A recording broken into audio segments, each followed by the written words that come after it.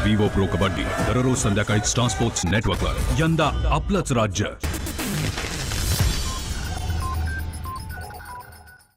Break नंतर पुन्हा एकदा तुम्हा सगळ्यांचं स्वागत। बदमाश या नवीन मराठी सिनेमाचा नुकताच पुण्यातल्या भरतनाट्य मंदिरात मुहूर्त करण्यात आला। लवकरच या सिनेमाच्या शूटिंगला देखील सुरुवात होणार आहे। जगदीश रघुवंशी हे या सिनेमाचे दिग्दर्शक असून अभिषेक रघुवंशींची यात मुख्य भूमिका आहे। प्रसिद्ध अभिनेते विजय पाटकर यांच्या हस्ते या सिनेमाचा मुहूर्त करण्यात आलाय। वारच म्हणायला हरकत नाही, कारण विनोदी अभिनय करणं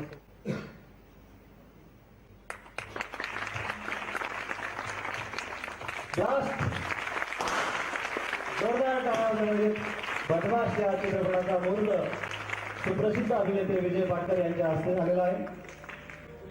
बदमाश या चित्रपटात मला काम करायला भेटतंय, खरंच माझं हे भाग्य आहे। या संधीचं मी नक्कीच सोनं करेल।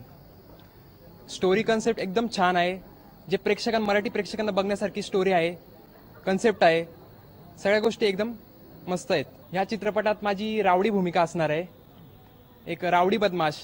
आता बदमाशपणा तर आपण लहानपणापासून बघत येतो, लहान मुले बदमाशपणा करतात, ते 5 वर्षाचे असो, 15 वर्षाचा मुलगाही बदमाशपणा करतो, वयस्कर लोकही बदमाशपणा करतात।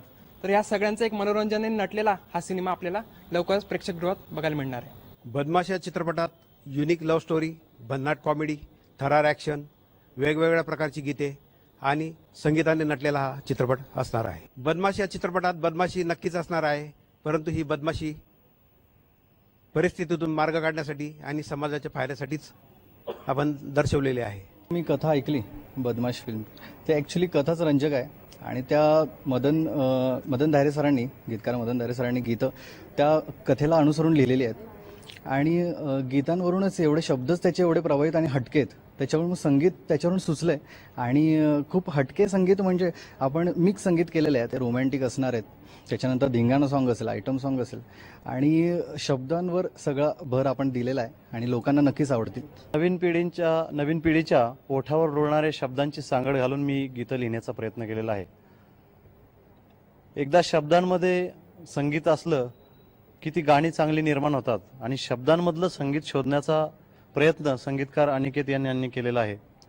त्यांच्या या संगीतामधून एक वेगवेगळ्या पद्धतीची गाणी आपल्याला प्रेक्षकांना ऐकायला भेटणार आहेत आणि JBR प्रोडक्शनच्या माध्यमातून मला या सिनेमामध्ये सर्व गाणी लिहिण्याचं भाग्य मला मिळालं। ढोलकीच्या तालावरचा ग्रँड फिनाले लवकरच तुम्हाला पाहायला मिळणार आहे। यावेळी